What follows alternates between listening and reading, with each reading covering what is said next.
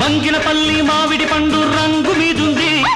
చిలకే ముట్టని జాంపండు సిగ్గుపడుతుంది బంగినపల్లి మామిడి పండు రంగు మీదుంది చిలకే ముట్టని జాంపండు సిగ్గుపడుతుంది అది ఏ తోటదో ఏ పేటదో అది ఏ తోటదో ఏ పేటదో